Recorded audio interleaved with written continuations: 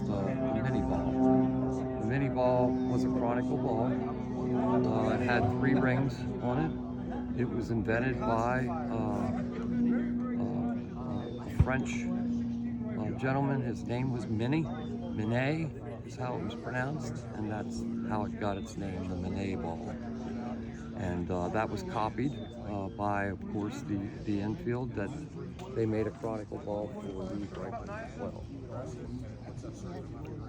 They were a 58 caliber. They also made rifles that were a smaller caliber. The 54 caliber was a pretty popular rifle at the beginning of the war, but they were just limited in the 54 caliber mini balls.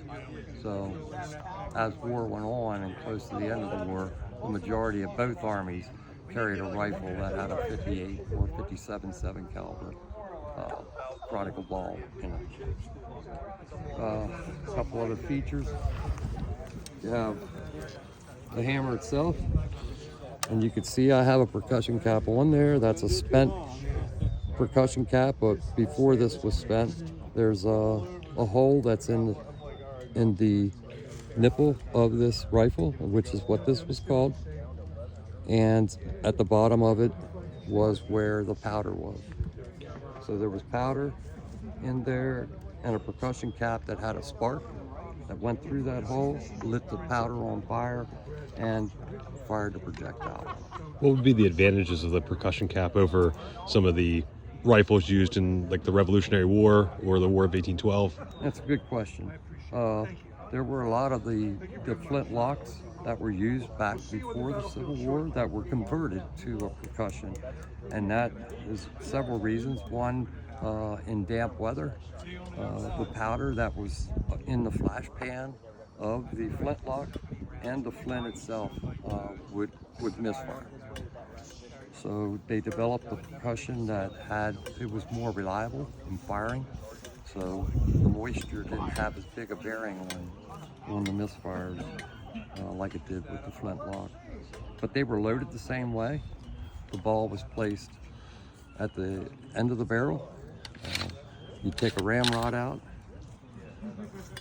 and place it there, and you would ram that ball home.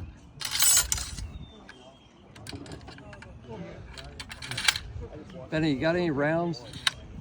One round? I'll kind of simulate firing or loading this thing. The caps were kept in this little pouch, and we would put them on there. So there's a paper tube that we roll.